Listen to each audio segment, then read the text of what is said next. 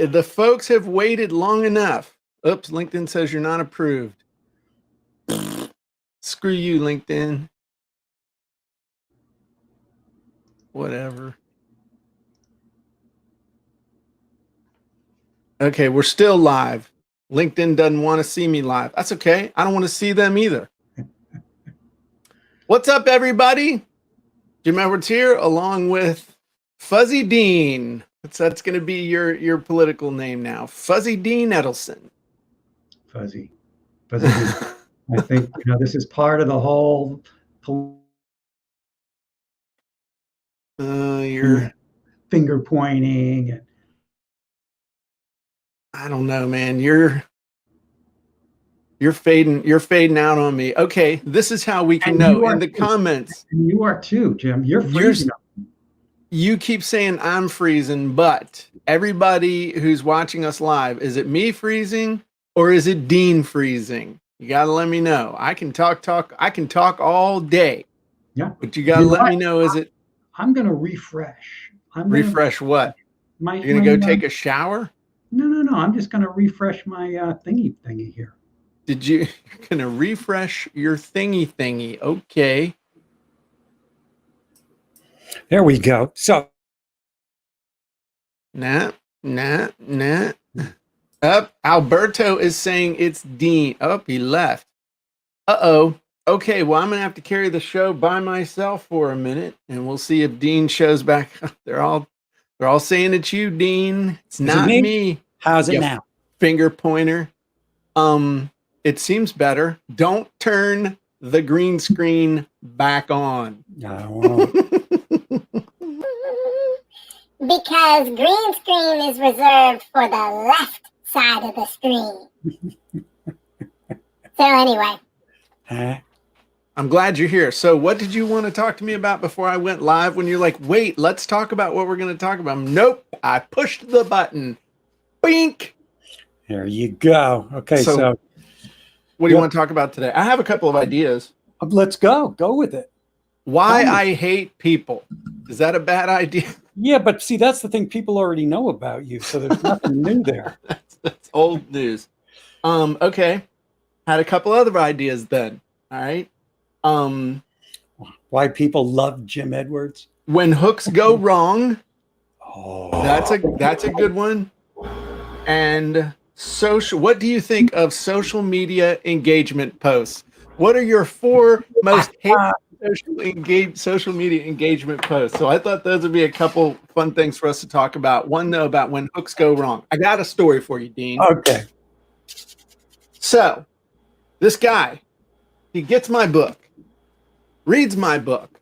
Then he wants to get my attention.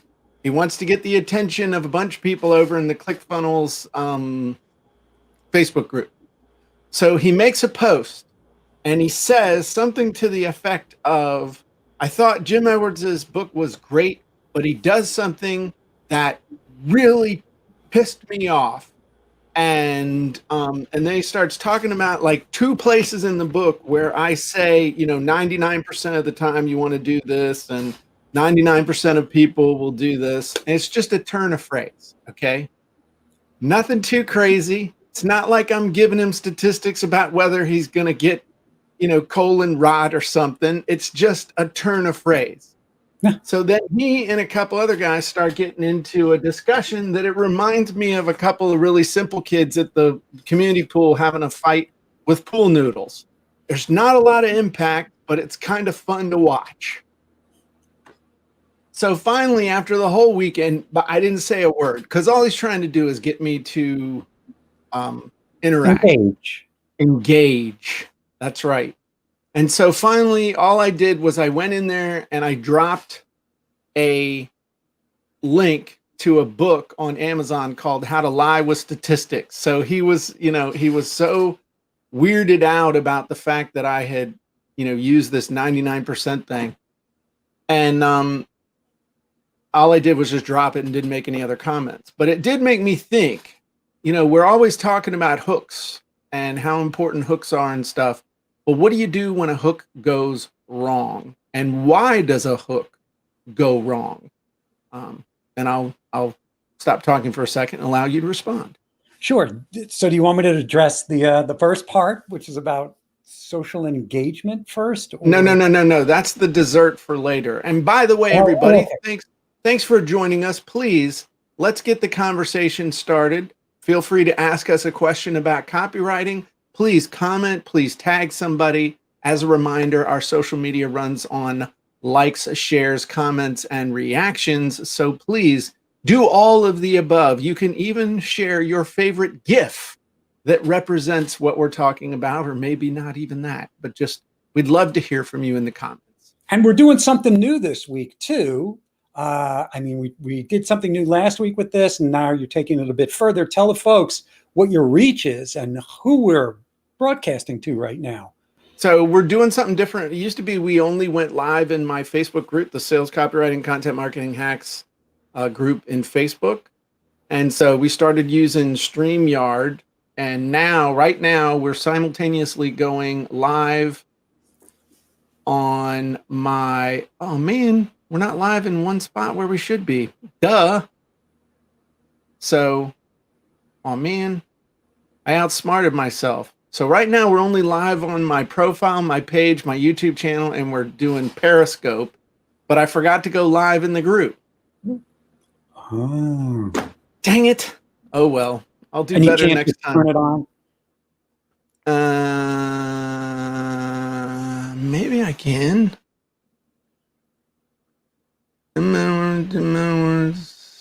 See, whenever this is a good lesson, whenever you need to solve a problem, you have to lean into the camera so your face is as big as possible, because that's how you get results.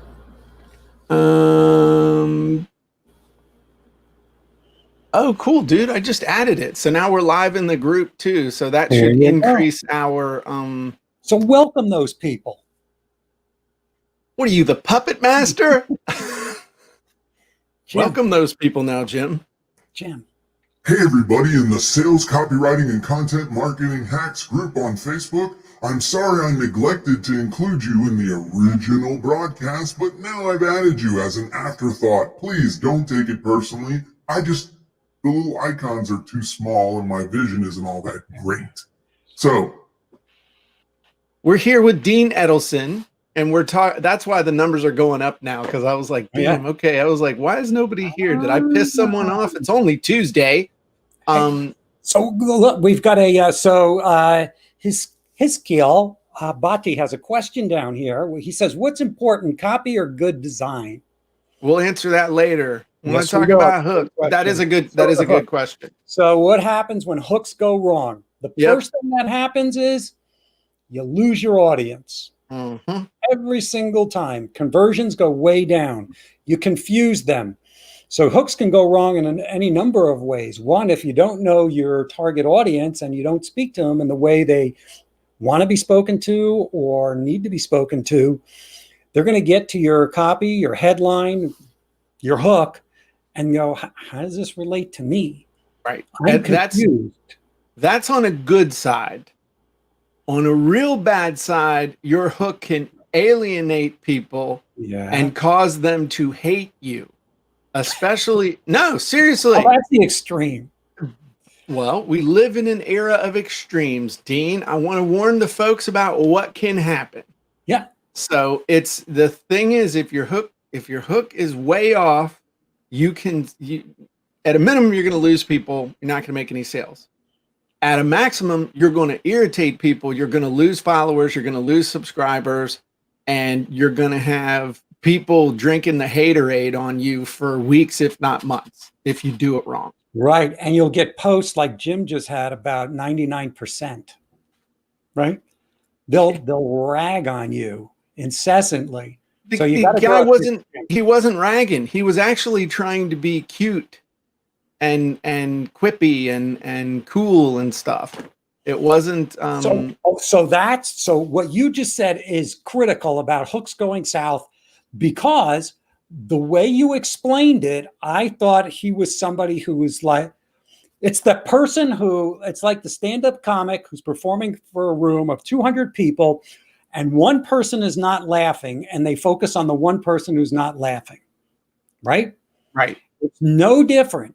So, and what you just said is completely about context and tone, because the way you explained it, I thought, oh, that's what it was. He's trying to really get under your skin and show you maybe how smart he was or picking something out. So a hook can do the same thing. If you're not careful with the words or the language you're using, and that's not your intent, your intent is there, but if it's not worded correctly, there's another way a hook can go south and completely, and like you said, completely alienate your audience or confuse them or bounce them.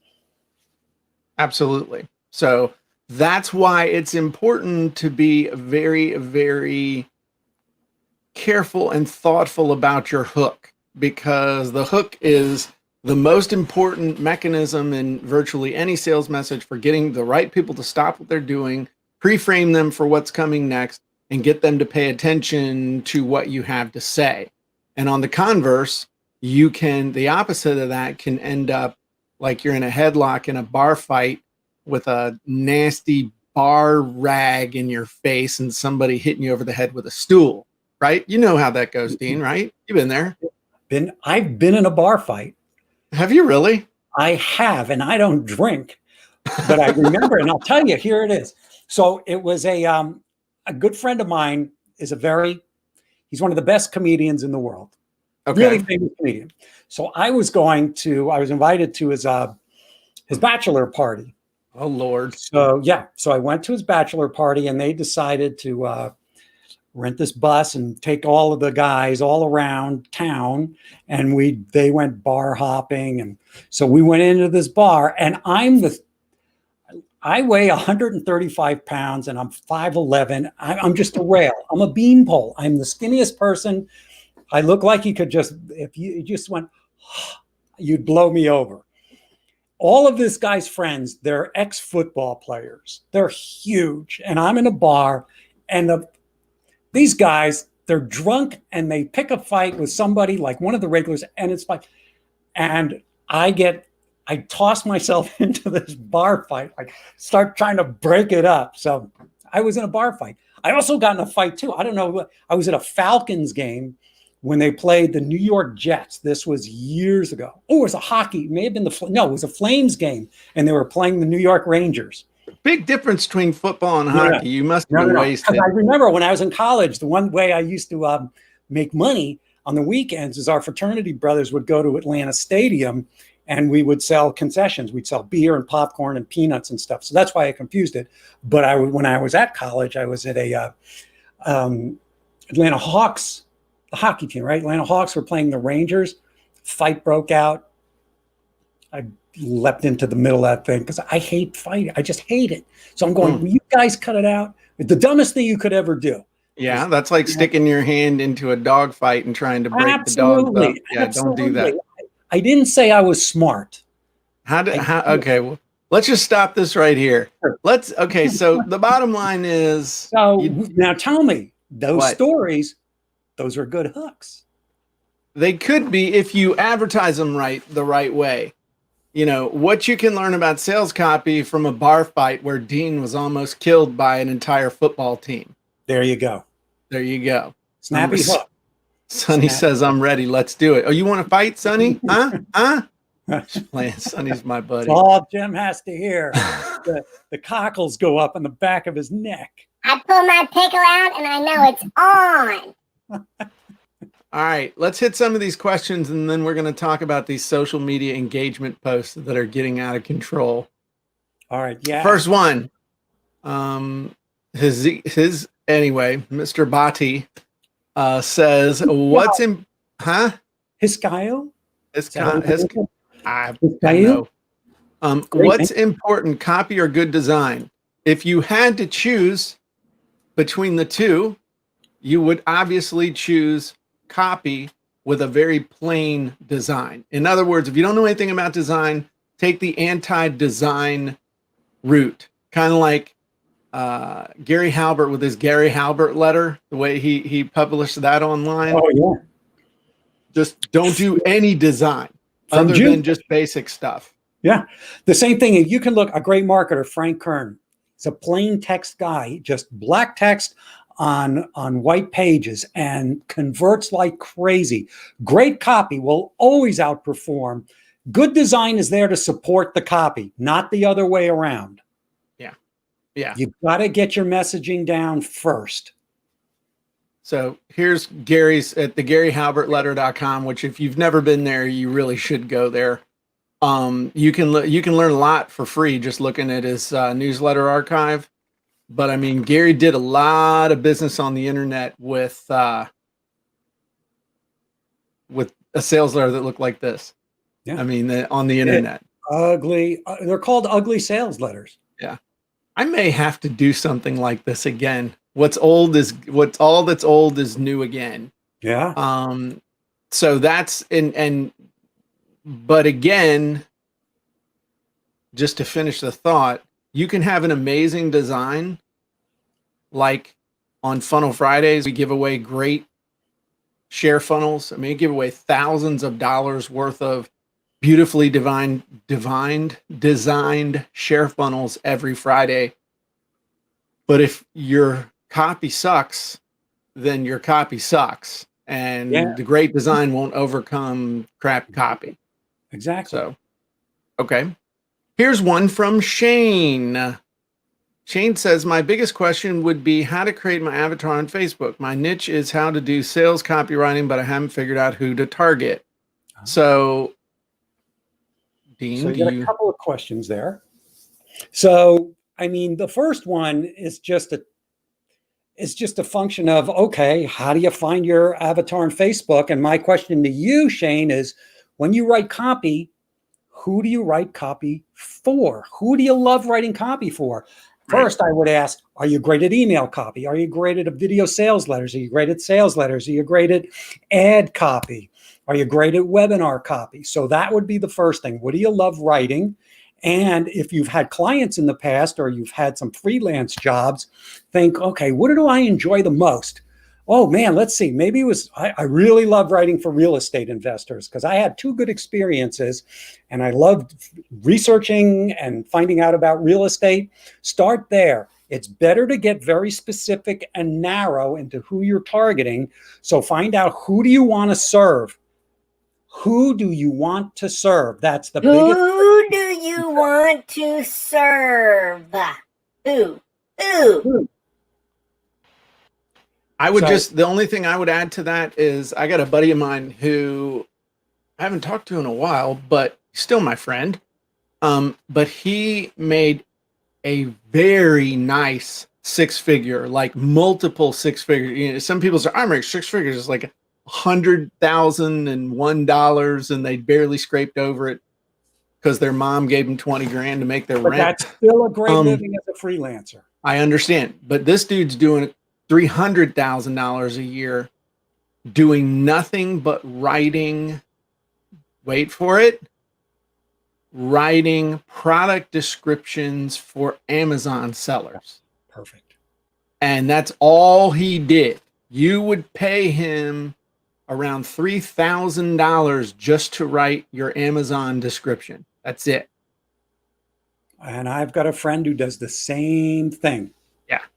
And so there you go. But the thing, go ahead. But the thing I don't understand is, dude, and he's got people that he's done this for people that are selling millions of dollars worth of stuff. Mm-hmm. And that's the thing I've never understood is if you are capable of writing a description for something that will sell millions of dollars worth of stuff on Amazon, why in the HE double hockey sticks, why wouldn't you do that for yourself? Why would you do that for somebody else for $3 grand when you could do it for yourself and make a lot of money?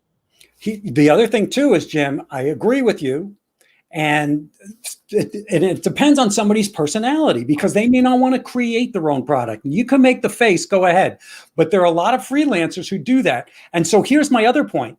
He can structure his deals differently. He could say, okay, my base fee is $3,000, but I'm going to get a revenue share of X amount of dollars for every $10,000 of product you sell or whatever it is. So now your talent and your results are tied to your client's results.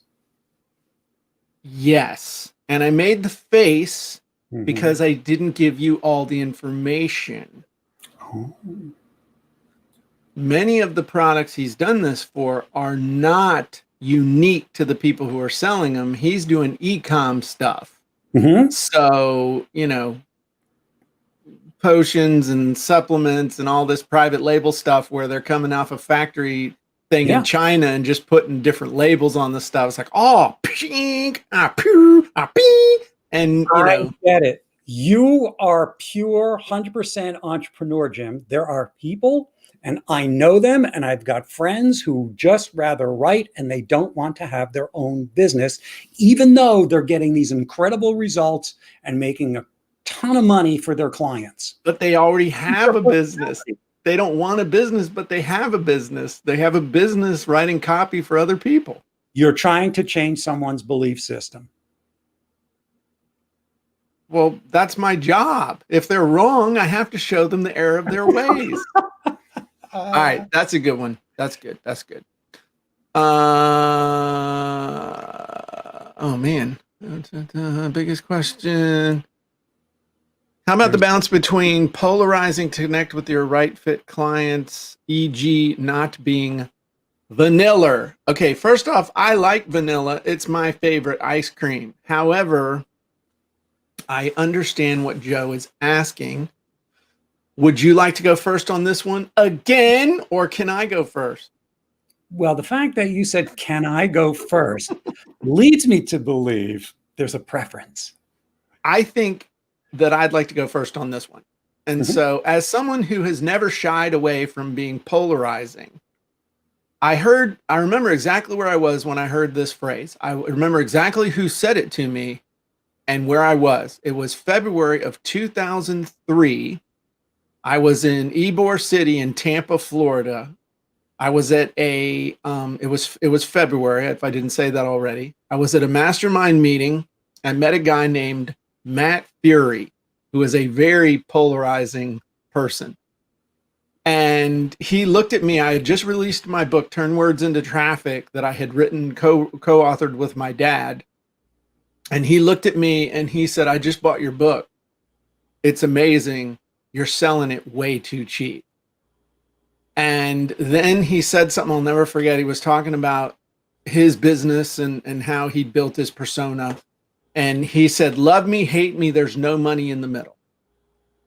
And that was like, you see in the movies where the heavens open and the light comes down in the beams and you hear the angels go, whoa.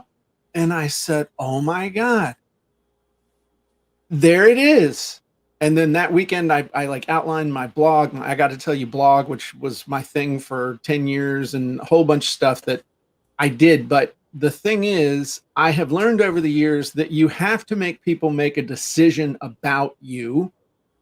You have to give people enough so that it will show them that you are not in the middle of the fence, that you actually stand for something, and you, whether they agree with you or disagree with you, is not going to change your mind. And what will happen is some people will buy from you because they love you, and some people will buy from you because they hate you and they want to buy your stuff so they can hate you even more. And that's okay. But what you don't want to do in polarization, it's fine to polarize people based on your position on the issue, your position on how things should be done, the way you do things, your process, your personality and stuff. It is not okay to polarize people under the basis of race, creed, color, sex, national origin, familial status, politics, any of the stuff that has nothing to do with your business, which I see a lot of people doing now. Every 2 to 4 years, people think, oh, I need to polarize people with my political views. Nobody cares about your political views when it comes to your business. And you just need to understand the difference between polarizing based on the issues and polarizing on something that's just going to end up with you dousing yourself with gasoline and lighting up a Marlboro and then claiming you died of lung cancer. I mean, it's just not a good idea. Dean, do you have any response to anything I just said? I do. Okay, let's hear it. So I love the Matt Fury quote. And the one that comes to my mind is the granddaddy of direct response marketing, Dan Kennedy, who said, if you're not pissing somebody off in your audience, you're not marketing hard enough. Yeah. It's the same thing. So, Joe, I can see the thumbnail of who you are, and you look really nice and really sweet. So it's really important. Are you manipulative if you're going to be polarizing? That's right. So if you have a certain stance, if you feel and have a belief about something, that's great to include in your marketing if it relates to your business. As Jim said, all the things, that laundry list of things, they don't belong in marketing. They just don't. Now, that's not to say, like, unless you're advertising in the Christian market, right? Specifically for a Christian base or a certain Republican base or political base. But most people don't do that. So to conjure something up to say, oh, how can I be polarizing? It's going to feel fake and phony. It doesn't mean you have to throw polarizing into and intentionally into your marketing. What it means is, are you taking a certain stance? Do you feel a certain way? And that's going to come out in how passionate are you about the product, service, or offer that you have? And if you're passionate about it, that part of you that could be polarizing to somebody else is going to express itself. You'll push away the people who are not your audience, and you'll attract the people and the fans who are your audience. Be yourself. Be yourself. Yeah, I agree with that. But if yourself is really polarizing, that's even better. All right.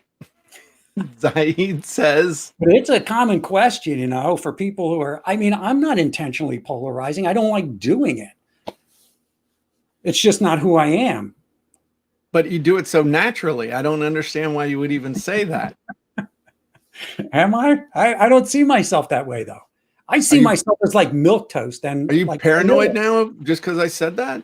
Because everybody in the comments you can't see is saying Dean's one of the most polarizing figures we've ever seen. That would make me happy. Okay. Well, there you know what? Nobody said it. It's probably my audience, and they'll be tuning in next week. And I'm just going to grow your list for you. Okay. All right. Zaid says, my question would be, should I do copy for my website as a general homepage, or I need to do copy only for my sales pages? So what you need to understand here is that I'm going to share my screen. There's a couple different ways that you can do this. A couple different ways to think about this. The ultimate answer, it comes from where's your traffic coming from and why. Okay. So we'll say just general traffic, and we'll say specific traffic, and we'll say keyword traffic or specific ads. So if you're going to run an ad, somebody better be going to a specific landing page. All right. What would be a sales page? Sales page, opt-in page, survey page, webinar opt-in page. It's basically what it comes down to is one choice. All right. Buy, subscribe, click, call. That's it. You're giving them one. You're saying, okay, I got these people and they all look like this. Obviously, I'll be teaching art classes online. And they all look like this. And I think they're interested in this keyword. So I'm going to send them to this page and see if I can make money. Then you have kind of general traffic, people who might be looking for Jim Edwards. They might be looking for Dean Edelson. It might be just, you're on a podcast or Facebook Live or something where you can't make a specific offer. Like sometimes you'll speak at a summit or you'll do something and people will say, there's no pitching, but you can tell people about your website. So I can then tell people, hey, you need to go check out the JimEdwardsMethod.com or the Jim Edwards Method Premium. And you go to the JimEdwardsMethod.com and it's got my blog. It's got links to all my sites. It's got an ad for my premium site and all this other stuff. And so there are some cases where you're just kind of sending them here and it's just a basket. But most of the time, if you're paying for traffic, you're running an ad, or you're creating content with a very specific objective call to action at the end, they should be going to a landing page. Now, in that landing page, two reasons and 2 reasons only. And these are the big reasons in marketing to send people to any one of these pages: a landing page, sales page, an opt-in page, a webinar registration page, a survey page. It's 2 reasons. This is it. These are the reasons to market: to generate leads and to make sales. That's it. To build your list and to continue to sell to people. So what you can do, it's not necessarily what I do that much, but you can have your main site, and then you can have, / whatever this one is, and you can have landing pages on your site. And depending on how you're advertising, like Google AdWords, they want to see that you're actually advertising a site rather than a landing page most of the time. But over here, typically, this is where you'll see, like, each one of these, it's on its own domain even. So it's there's no confusion. You're either buying or you're not. You're signing up or you're not. You're opting in or you're not. You're registering or you're not. And this is good here, Dean. This ultimately, you're absolutely right. That's the only 2 things you can do on this type of funnel, any of these funnel pages. You're either becoming a lead or you're becoming a sale, or you're going away. And the general web page, Zaid, typically it's your calling card, it's your business card, it's a resume, it's to establish your authority or expertise in whatever you do, and it demonstrates to people with all the different links on there, oh boy, this guy does a lot, he does this, he does this. It's sometimes now, the new term for this is called actually a funnel hub, because it's a hub for all the things, like Jim said, your blog, you might have products for sale, you could have a video you want somebody to watch, or links that go to another page on your website. But if you're looking to just generate leads or to make sales, do not send them to your website. And just out off the, hey, Kathleen, I haven't talked to you in forever. How are you? If someone says, hey, what's your website? Just think of that's what that would be. Hey, what's your website? Where can I go get your bio? For your podcast or all that stuff. It's like where everything is together. It's a great place, right? Absolutely. Pete says, because you hang out with Jim, you're polarizing. Alexander says, my market is in Latin America. Do you have any suggestion for sales copy aimed at my type of audience? By the way, when will you have trainings with Spanish subtitles? We won't have them with subtitles because that will polarize our audience and everyone will leave, because our Spanish is atrocious, as Jesse tells us all the time. But your audience may be in Latin America, but I know nothing about your audience other than they might be in Latin America, so I can't answer your question. So I have a little bit of an answer. Okay. One-upper. One of the things is when I've been asked to write copy for, let's say, for a client who's in South America, Central America, Europe, London, or Australia, the biggest challenge I have is that language. There are these nuances, lots of nuances about how people want to be spoken to and communicated with. So if I can write a great sales letter or an email in the English language, even if I'm talking to a client in Australia or England, there might be some nuances that are just off, and that email may not sound right. So there's a definite you have to be aware of the language and the nuances in order to communicate to them in the right way, because of the translation of lots of words and phrases. They can be misunderstood, misconstrued, not come off. They can be confusing. My jokes don't translate well into other languages. Tell us a joke that would, Jim. Tell us a joke. Though my book has been translated into Chinese. It As a is. knockoff? No, I got a publishing deal in China, Wow. and they actually sent me money. What's your Chinese name? Jim Edwards. Oh, okay. I just thought maybe you were like bestowed, like an ambassador, a special Chinese moniker or something. No. No? I would like to see that. Well, there you go. So I don't see any other questions and stuff in here. So let's wrap this up with the original thing, that the original second half of what we were talking about, which is the social media thing. Social media engagement posts. This is called closing the loop. That's right.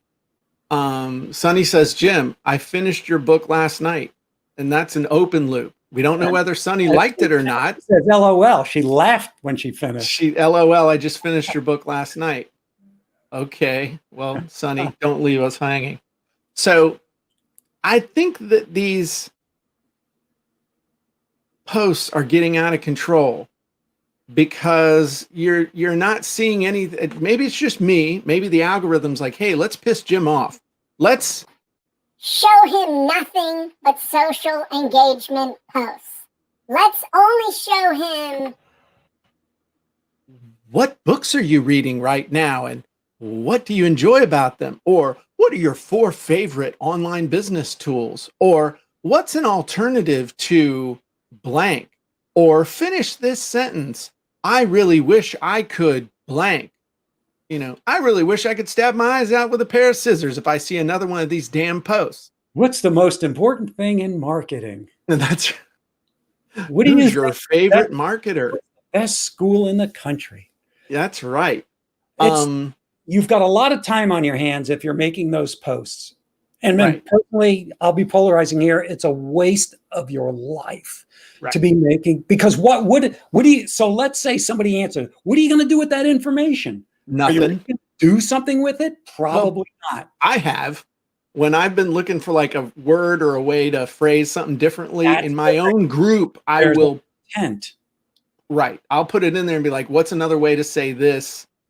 Or something, and I get a bunch of responses and be like, thank you very much. You prefer 1, 2, 3, or 4? What offer would you buy? Which of these covers do you like Most better? appealing to you? Now you're doing market research, but by asking a kind of a vacuous question like that, how are you going to use it? And if you can't answer that question, save yourself a minute of your life and cut it out. Right. So somebody's trying to use my words against me. I have a course I taught called Marketing with Questions, but it has nothing to do with what we're talking about there. Marketing with Questions was basically asking questions to narrow in on stuff and then use the answers to the questions to help you create content that people were interested in buying, as well as to create content. Huh? Are you telling me that was the precursor to survey funnels? Is that what you're saying? Dude, it used to be, first people called them. Yeah. But that's what it is. That's exactly what it is. Ask campaigns and most burning question campaigns and all that stuff. That's a different thing. This is just posts blatantly designed to, for whatever reason, get people to pay attention to you, but it's not, and to build I guess it's to make it look like you're useful on social media so that your posts appear to the algorithm, I guess, is what's going on. But why? I mean, really, you want to jump up into the algorithm? You should have a very strong, probably 7-figure business before you start thinking about how I can game the algorithm. Get a product, get an offer, and sell it first. Because that's starting that, how to get high up in the rank. That's like SEO. Now I'll be polarizing. That's my opinion. I just think that's a blatant waste of time before you have an offer or a product and have something that that's going to have value for an audience that's going to buy from you. Well, and ultimately what it comes down to is none of those things. SEO, it's not scalable.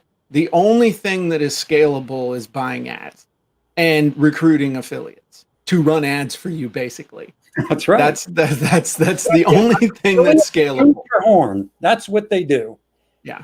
And they So- put money in your pocket. So they're not only singing your praises, they feel that you're worth it's like an investor. They're investing in you because you've got a great product and service. So they're willing to put ad spend toward it because they know it's going to come back to them exponentially.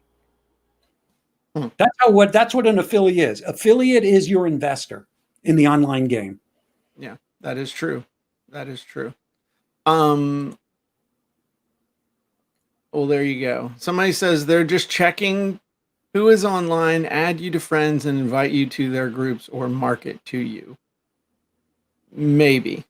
That's the ultimate intention, maybe, for some of them. Some people are just bored and they're trying to get attention. That's all. But I understand what you're saying. In theory, that's what they're doing. Again, where are you in your business that you're asking that question? And is it helping you grow your business? Is it helping you grow in terms of your marketing or sales skills or whatever skill? Let me give you an alternative to doing it that way. Instead of posting that stuff, write an article. Write a 200 or 300 word post with real value in it. Post that where people would post this type of clickbaity, social media baity type. Apologies to Ned Beatty, but this kind of bait thing. And the people who are going to read that and then comment and like are the ones you should be sending friend requests to, because they're liking your value and want more value from you, instead of recruiting people who have nothing better to do than to respond to your clickbait on social media. And you just said something very important. By writing the article, instead of asking this question, by writing that article, you're providing value to an audience, to your audience, or to attract an audience. Even if you don't know the audience, you're writing an article, and the people who respond favorably, you hit a nerve. That's the perfect instance where you say, okay, this was worthwhile spending 30 minutes writing this 250, 300 word post to see if an audience is interested in what I have to say. But to ask these questions on a purple background and what are the 3 books you read today? Right. Yeah. Absolutely. They're asking people who probably have not read a book. Okay, so that's it for the listicle, says Peter. Says I like my listicles smooth. If you don't have a copy of Copywriting Secrets, please do not be like Sonny and take a year to read the damn book. Come on, Sonny. Come on. You could have bought the audio version and had it read to you, honey. But I'm glad you did get through it. So if you don't have a copy of the book, you need to get a copy of the book. Head on over to copywritingsecrets.com. I'll give you a copy for free. Over 40,000 people around the world have gotten their hands on this book, and most of them liked it. So Jim, okay, so we're talking about these social posts. I'm going to break in here. You want to do? Oh Lord! You want to take little quotes or things or little tips and great strategies from your book, and just have your social media manager go in and post those things on a purple background or a blue or a yellow background. Provide tons of value in a phrase, in a sentence. You've got a year and a half or 2 years of content right there. That's right. And if somebody thinks that the first reaction might be, but if I do that, they won't need to read my book. Let me tell you what, if some chucklehead is going to go through a year and a half's worth of content and get your book off the purple posts on the Facebook, they probably weren't going to read your book anyway. So just calm down. I'd want a quote from that guy. I'd want a testimonial from that person. I mean, it's like reading one word at a time. It's like, try and memorize a book in Fahrenheit 451. There you go. It takes you a long time. So Shane says the whole thing about Twitter, right? Just these little snippets where you got to string a crap load of them together to get one thought. There you go. Shane says, got through this bad boy in 3 days. So good. Justin says, best book I've read on ad copy. I love the audiobook style too. Well, thank you. Somebody says, use the quote wizard inside of the Jim Edwards Method Premium. That's a great way to create content. Use the listicle wizard. That'll help you as well. Thank you, Justin, Shane, and Sonny. Dean, if people want to get a hold of you for whatever nefarious purpose, including sales copy, how might they get up with you to help them with their sales copy needs? Come to my house. Really? No. Cool. I'm pulling up Google Earth right now. One big idea. That's where I live. The house on the left, right there. That's- It says LP. You totally lost your train of thought. You thought I was going to show Google Maps. I did. One big idea marketing at gmail.com. And it's the numeral one big idea marketing at gmail. I made the mistake of saying the letter one. It's the letter one. It's the Letter number one. The number B. There you go. All right, everybody. Have a great day. Thanks for joining us. And we will talk to you again, I'm sure, sooner than you'd like. Bye-bye, everybody.